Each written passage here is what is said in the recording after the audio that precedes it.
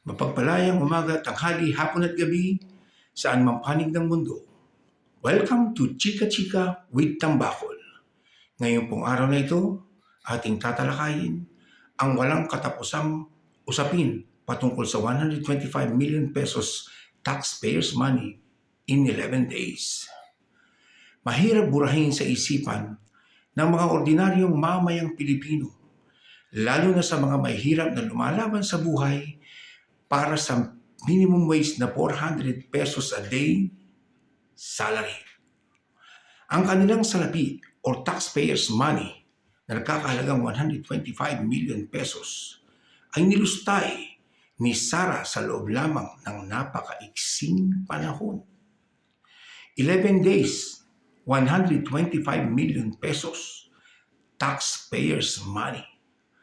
Habang ang mga mamayang Pilipino ay nagkukumaho kung paanong mairaraos ang kanilang mga pang-araw-araw na pangangailangan, kung paanong kumita ng 400 to 500 pesos a day na minimum wage para maisalba ang kanilang mga pamilya sa pang-araw-araw nilang pangangailangan.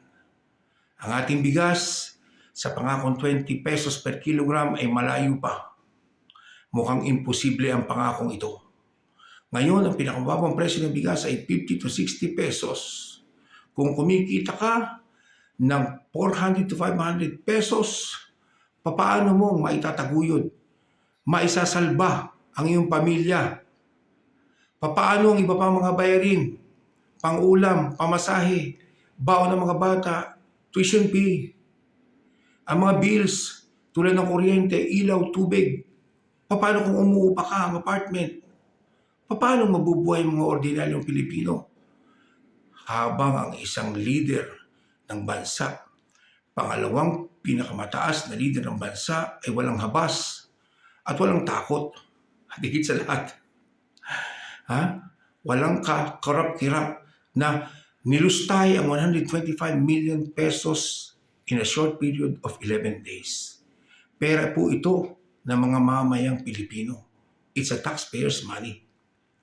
Ang inihingi po lamang namin ng mga ordinaryong mamayang Pilipino, lalo tigit yung mga nabanggit ko na mahihirap na nakikipagbuno sa pang-araw-araw na pamumuhay, ipaliwanag mo sa amin. Bigyan mo kami ng mga datos. Ibigay mo ang mga resibo. Ang itemization kung paano mong nilustay ang 125 million pesos na yan sa loob lamang ng 11 araw. Mananatili kang hahabulin ng multo ng 125 million pesos in 11 days hanggang sa 2028. Hindi ka namin tatantanan dahil ang perang 125 million na yan ay galing sa aming mga pawis, sa aming mga pagsusumikap, sa pang-araw-araw namin pakikibaka sa buhay. Taxpayers' money yan.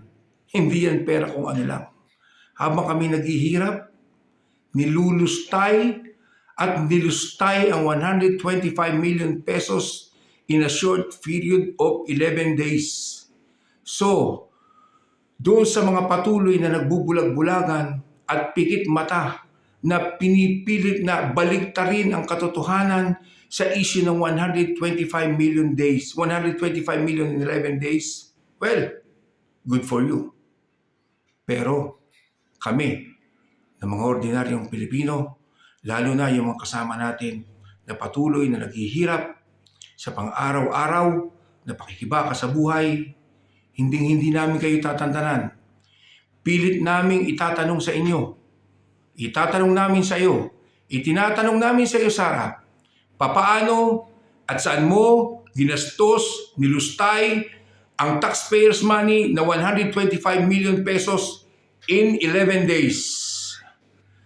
Dito po tayo nagtatapos. Tulad po ng laging kung hiling, please like and share para po marami ang makapanood ng ating episode ngayong gabi. Muli po, ito po si Tambakol at muli nagpapaalam hanggang sa muli sa ating pagkikita. Chika Chika with Tambakol. Ciao!